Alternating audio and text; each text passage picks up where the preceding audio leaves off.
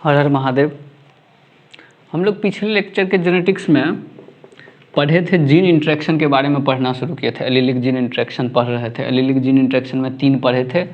आज अपन लोग जो एलीलिक जीन इंटरेक्शन में पढ़ेंगे उसको बोलते हैं मल्टीपल एलील। क्या बोलते हैं? Multiple allele. ध्यान से सुनिएगा, इस मल्टीपल एलील में बहुत डिटेल में पढ़ाया जाएगा आपको। इसी में हम ब्लड ग्रुपिंग का कंसेप्ट क्लियर कर देंगे और इसी में हम लोग बता देंगे कि ब्लड ग्रुप का इनहेरिटेंस कैसे होता है। फादर का रहेगा तो क्या होगा, मदर का रहेगा तो क्या होगा, और कौन सा ब्लड ग्रुप किसको ट्रांसफ्यूज करेंगे तो क्या इफेक्ट आ सकता है। ये सारा कुछ इसी मल्टीपल एलील में पढ़ा दिया जाएगा। ठीक, तो हमारे साथ जुड़े रहिए लास्ट तक। मल्टीपल एलील क्या होता है? मल्टीपल एलील का मतलब होता है, जनरली क्या होता है, एक जीन के 2 फॉर्म मिलते हैं। जनरली मल्टीपल एलील में क्या होता है, एक जीन के कई सारे फॉर्म मिल जाते हैं। क्या कहें हम? जनरली एक जीन के 2 फॉर्म मिलते हैं। जनरली या तो डोमिनेंट या रिसेसिव। कभी कभी क्या होता है, कभी कभी म्यूटेशन, ड्यू टू म्यूटेशन। क्या होता है? ड्यू टू म्यूटेशन, मतलब म्यूटेशन के कारण एक जीन के 2 से ज़्यादा फॉर्म मिल जाते हैं और इसी फॉर्म को बोलते हैं मल्टीपल एलील। क्या बोलते हैं इस फॉर्म को? Multiple allele. एक बार और सुनिएगा, जनरली एक जीन के 2 फॉर्म मिलते हैं जिसको हम लोग पढ़ चुके हैं, एलील बोलते हैं। कभी कभी क्या होता है, एक जीन के 2 से ज़्यादा फॉर्म मिल जाते हैं और इसी को क्या बोल देते हैं? Multiple allele. क्या बोल देते हैं इसको? Multiple allele. अब ध्यान से सुनिएगा, एक अगर डिप्लॉयड ऑर्गेनिज्म है, कौन सा ऑर्गेनिज्म है? डिप्लॉयड। तो डिप्लॉयड ऑर्गेनिज्म में तो 2 ही क्रोमोसोम 1 नंबर का होता है। चाहे जीन के कितने भी फॉर्म मिलेगा कितना है उसके पास एक बार में, तो 2 ही फॉर्म। भले मल्टीपल एलील पॉपुलेशन में मिल रहा हो, लेकिन एक डिप्लॉयड, हम बार बार बोल रहे हैं डिप्लॉयड, क्योंकि डिप्लॉयड के बाद चेंज होगा तो मल्टीपल एलील का कंसेप्ट चेंज हो सकता है। एक डिप्लॉयड ऑर्गेनिज्म में चाहे पॉपुलेशन में उसके 10 फॉर्म मिले, 20 फॉर्म मिले, 30 फॉर्म मिले, हमको मतलब नहीं है उससे हमको मतलब नहीं है। हमको मतलब है एक डिप्लॉयड में। तो एक डिप्लॉयड में इस मल्टीपल एलील के एक टाइम पे सिर्फ और सिर्फ कितने फॉर्म मिलेंगे? 2 फॉर्म मिलेंगे। अगला पॉइंट, मल्टीपल एलील का एग्जाम्पल। मल्टीपल एलील का सबसे बेस्ट एग्जाम्पल होता है एबीओ ब्लड ग्रुप। दूसरा एग्जाम्पल होता है RH blood grouping. RH blood grouping यहीं पढ़ा देंगे, सही है, मतलब एबीओ के साथ जुड़ जाएगा। और क्या एग्जाम्पल होता है? हाँ, ABO blood group, Rh blood grouping और fur colour in rabbit. Coat colour in rabbit बोलिए या fur colour in rabbit. Fur colour in rabbit, rabbit के अंदर जो उसका रुआं होता है उसका कलर। तो हम लोग एक एक करके सब पढ़ेंगे। अच्छा, यहाँ एक फार्मूला होता है, मल्टीपल एलील दिया रहे तो उसके पॉसिबल जीन फॉर्म को निकालने के लिए एक फार्मूला होता है n+1/2। n होता है कि कितना नंबर ऑफ मल्टीपल एलील है इसके पास। जैसे एबीओ में कितना है, मान लीजिए एक समझने के लिए, एबीओ में 3, तो 3 + 1/2, तो 3 × 4/2, तो 2 दूना 4, ये हो जाएगा 6। मतलब ये 6 फॉर्म के प्रकार से मिल सकता है। अब हम लोग पहले क्या पढ़ेंगे? ABO blood grouping. ठीक है,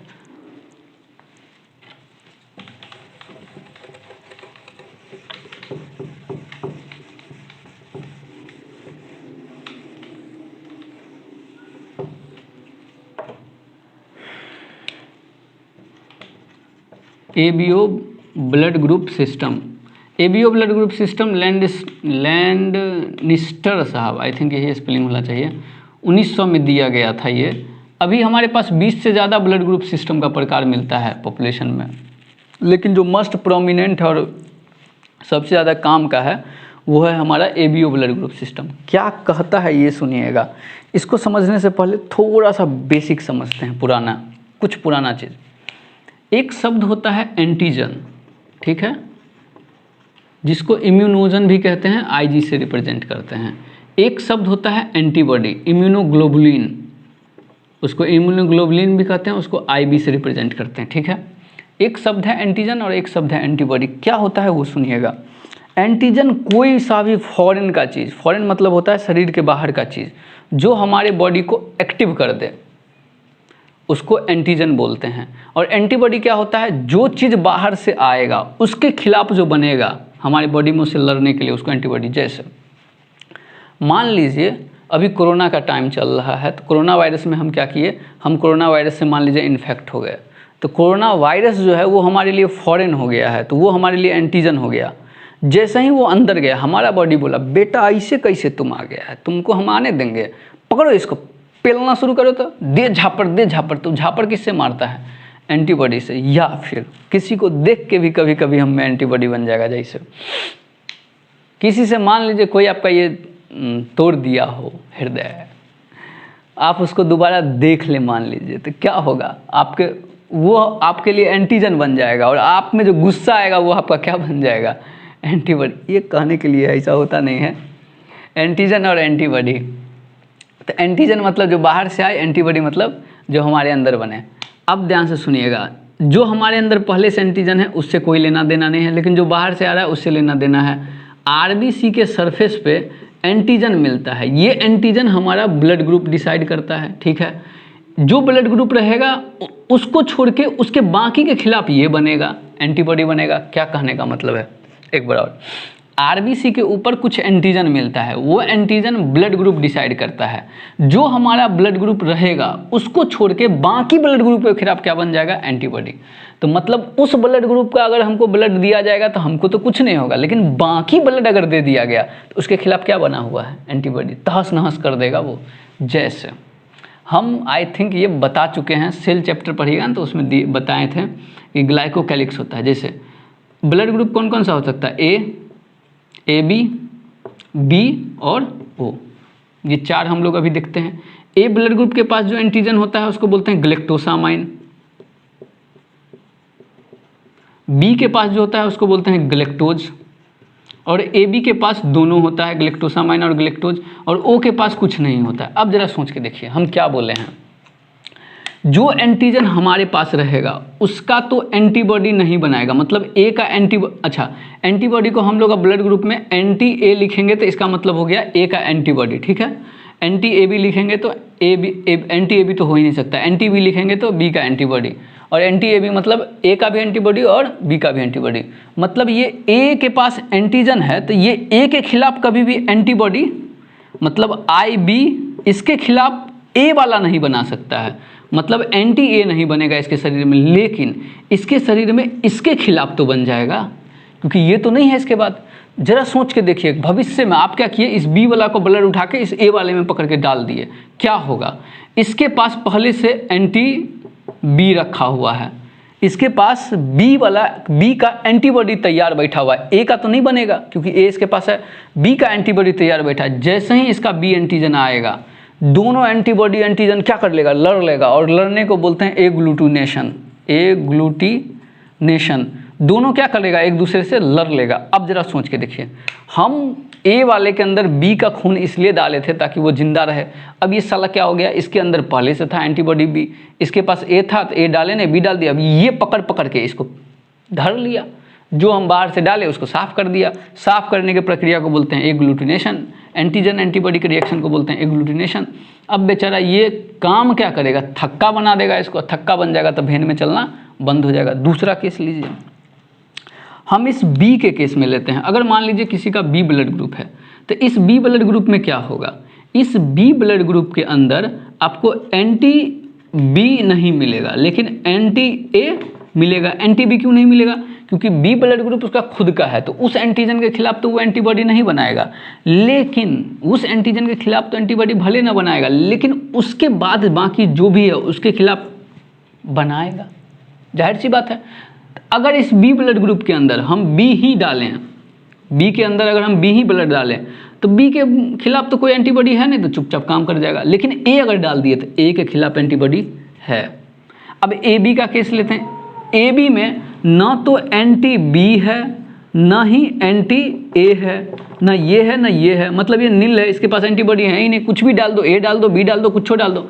अब ओ के खिलाफ में देखिए, ओ में कोई एंटीजन ही नहीं है, तो इसके पास एंटी ए और एंटी बी दोनों है।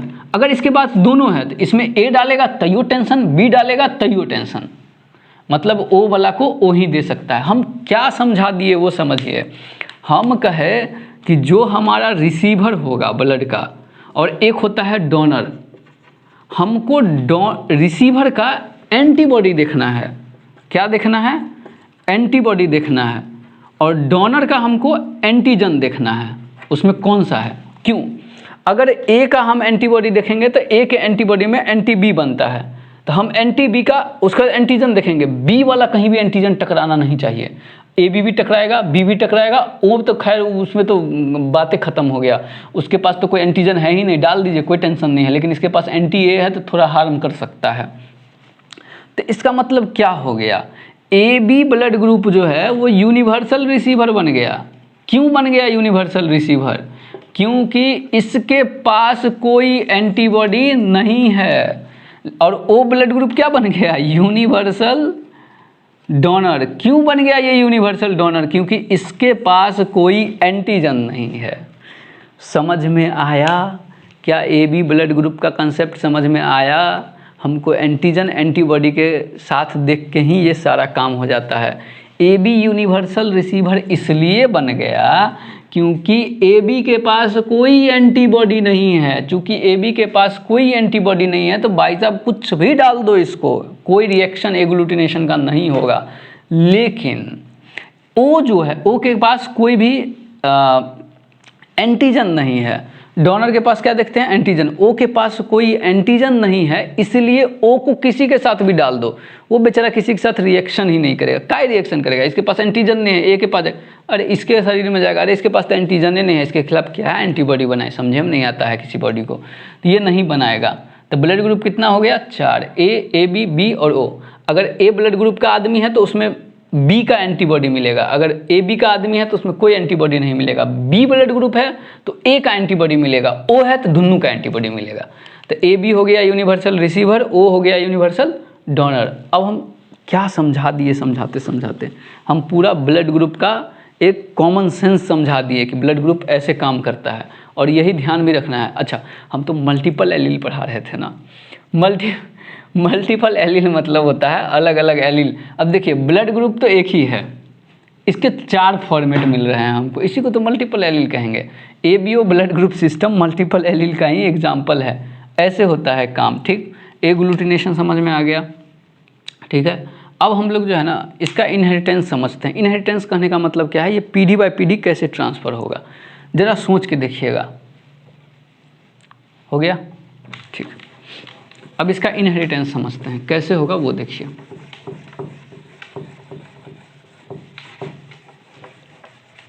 हम पेरेंट्स लेते हैं, ठीक, कुछ पेरेंट्स लेते हैं।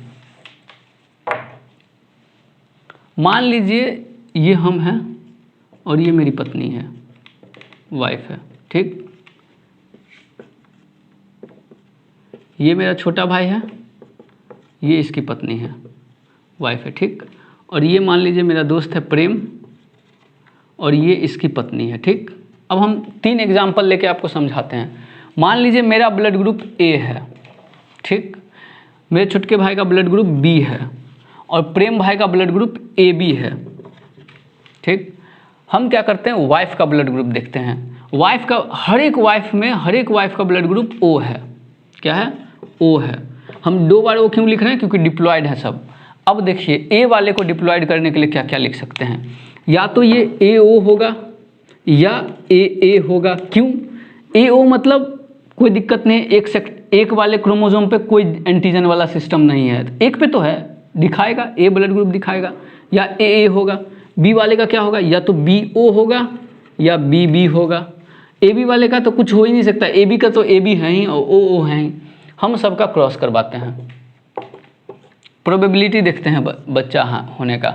इसमें देखिए अगर ए ओ हुआ तो एक तरफ बनेगा ए, एक तरफ बनेगा ओ, इसमें एक ही आएगा गैमिट ए ओ, तो एक चाइल्ड ए ओ हो सकता है, एक चाइल्ड ए ओ, मतलब हाफ चांस ये है कि ए ब्लड ग्रुप आएगा और हाफ चांस ये है कि ओ ब्लड ग्रुप आएगा। लेकिन अगर डबल ए हुआ तो एक तरफ ओ एक तरफ ए, 100% चांस है कि 100% चांस है कि ये हमेशा ए ब्लड ग्रुप का होगा, ठीक है।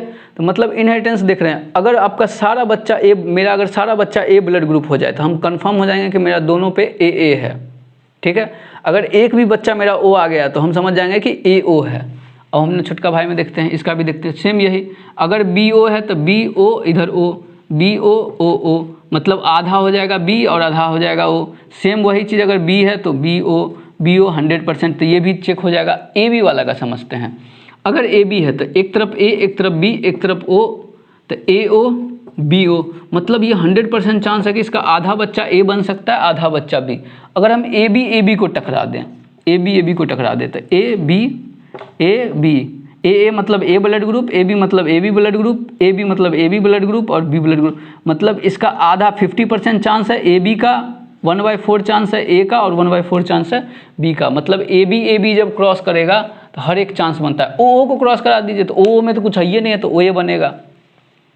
ये हम जनरल व्यू लिए, ठीक। अब हम लोग लेते हैं RH ब्लड ग्रुप।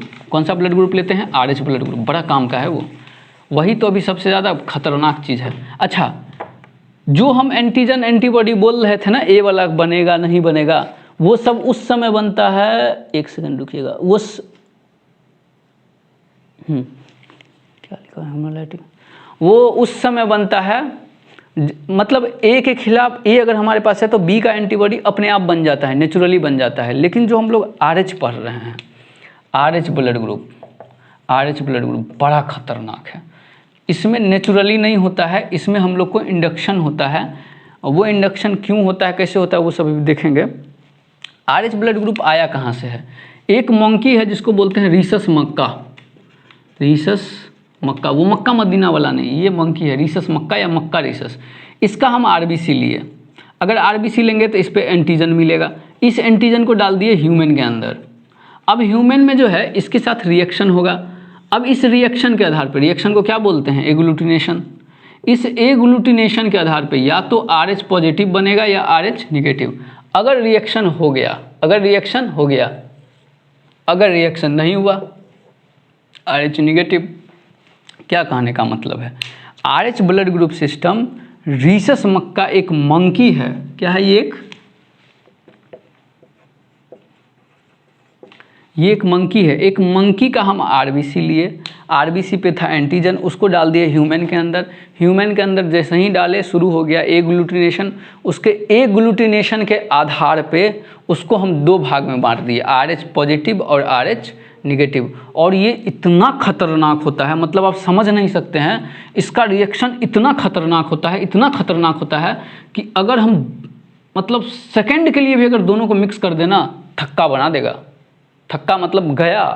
अगर हम निगेटिव वाला A निगेटिव का ब्लड गलती से पॉजिटिव में डाल देंगे तब तो कोई दिक्कत नहीं है, क्योंकि निगेटिव वाले के पास वो एंटीबॉडी नहीं है। लेकिन अगर गलती से पॉजिटिव वाले का निगेटिव में डाल दिए, उसकी ऐसी तैसी कर देगा 2 मिनट के अंदर। इतना, चूँकि इसका एग्लूटिनेशन रिएक्शन बहुत तेज होता है, इसलिए ब्लड ट्रांसफ्यूजन के दौरान, किसके दौरान? ब्लड ट्रांसफ्यूजन के दौरान इसको देखना बहुत ज़रूरी है, RH फैक्टर को। तब ना हम लोग AB ब्लड ग्रुप में देखते नहीं हैं, A पॉजिटिव लिखते हैं, A निगेटिव लिखते हैं, B पॉजिटिव लिखते हैं, B निगेटिव लिखते हैं, O निगेटिव लिखते हैं, O पॉजिटिव लिखते हैं, AB पॉजिटिव लिखते हैं, AB निगेटिव लिखते हैं। ये सब लिखते हैं ना, ये सब क्या लिखते हैं? ये जो पॉजिटिव निगेटिव है, ये RH फैक्टर है। AB तो ब्लड ग्रुप वो वाला पढ़े हैं जो अभी AB हो, ये RH वाला है। इसको समझने के लिए हम एक चीज़ समझते हैं। R निगेटिव वाले का तो केस चलिए, पॉजिटिव वाले में हेट्रोजाइगस में भी दिखेगा। मान लीजिए अगर RH फैक्टर जो है R जीन से कंट्रोल होता है, तो ये भी R पॉजिटिव देगा और ये भी कंडीशन R पॉजिटिव देगा। लेकिन निगेटिव वाला सिर्फ ये कंडीशन देगा, डबल R। मतलब निगेटिव वाले में क्या है, सिर्फ स्मॉल r रहेगा, तभी वो निगेटिव देगा। ठीक है, इसको स्क्रीनशॉट ले लिए। अब RH का हम इनहेरिटेंस समझते हैं, इसको हम बच्चे पे लेके समझते हैं, क्या होता है वो देखिएगा। हमारा एक दोस्त है प्रेम भाई, ठीक। प्रेम भाई का क्या है सिस्टम? प्रेम भाई जो है RH पॉजिटिव बंदा है। एक सेकेंड, RH पॉजिटिव बंदा है। RH पॉजिटिव मतलब इसके पास दो प्रकार का जीन हो सकता है, या तो कैपिटल R या स्मॉल r। लेकिन इसकी पत्नी जो है ना, ये खतरनाक निकल गई, ये हो गई RH निगेटिव। क्या हो गई? RH negative. अब जरा सोच के देखिएगा, RH पॉजिटिव या तो कैपिटल R या capital R small r, RH negative small r small, ये तो परफेक्ट है। अब दोनों केस लेके चलते हैं, ये भी लीजिए ये भी लीजिए, कोई दिक्कत नहीं है। पहले हम ये वाला केस लेंगे, फिर हम ये वाला केस लेंगे, ठीक। तो आप देखिए, जब इसका पहला बच्चा बनेगा तो कैसा होगा, ये और उधर से आएगा एक कैपिटल आर, ठीक। तो ये क्या हो जाएगा, RH पॉजिटिव, अगर ये कंडीशन है तो ये RH पॉजिटिव क्या करेगा वो सुनिएगा। इसके मम्मी के शरीर में RH पॉजिटिव के खिलाफ एंटीबॉडी उस समय तक नहीं बनेगा जब तक कि इसका RH पॉजिटिव इसके ब्लड के कांटेक्ट में ना आए। ध्यान से सुनिएगा, इस बच्चे का मतलब इस RH पॉजिटिव के खिलाफ इसके मम्मी के शरीर में उस समय तक नहीं बनेगा एंटीबॉडी इस RH पॉजिटिव के खिलाफ जब तक कि ये RH पॉजिटिव का ब्लड इसके शरीर के ब्लड के कांटेक्ट में ना आए। बच्चा जब तक पेट में था तब तक कोई दिक्कत नहीं था। जैसे ही बच्चा डिलीवरी के टाइम पे आया, डिलीवरी के टाइम पे क्या हुआ कि ब्लड गलती से बच्चे का ब्लड माँ के ब्लड के साथ मिक्स हो गया। डिलीवरी के दौरान गलती से माँ का ब्लड बच्चे के ब्लड के साथ मिक्स हो गया, कोई दिक्कत नहीं है। बच्चा आराम से जन्म ले लिया, वो RH पॉजिटिव है, आराम से डेवलप कर रहा है। लेकिन इस माँ के अंदर जैसे ही मिक्स हुआ, अब बन गया इसके अंदर एंटी RH।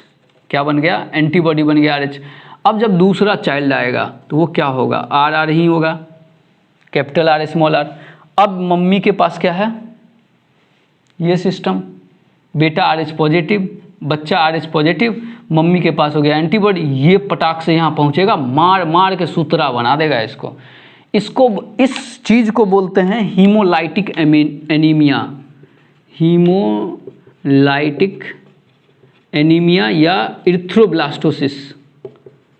इरिथ्रोब्लास्टोसिस क्या मतलब है, इरिथ्रो मतलब होता है बेचारा बच्चा पेट में था, मम्मी चाह नहीं रही है मारना, लेकिन पहली बार में क्या हुआ, डिफ्यूज हो गया उसका ब्लड, इसके अंदर एंटीबॉडी बन गया। एंटीबॉडी इसके अंदर मम्मी के अंदर कब बना है, जब वो कांटेक्ट में आई है किसी RH पॉजिटिव वाले के, तब ना बना उसका ब्लड। ये इसको मार देगा, मार दिया, इतना तहस नहस कर दिया, बेचारा बच्चा पेट में ही मर जाएगा। इसको बोलते हैं हीमोलाइटिक एनीमिया। अब तो बहुत सारा दवाई आ गया है इस चीज़ के लिए, या जब पता चल जाता है डॉक्टर को कि ऐसा, मान लीजिए हमको पता चल जाएगा ऐसा वाला सिचुएशन, प्रेम को समझाएंगे भाई साहब ऐसा वाला मैटर फंस सकता है, तो इस दौरान जो है ना डॉक्टर विशेष ख्याल रखता है।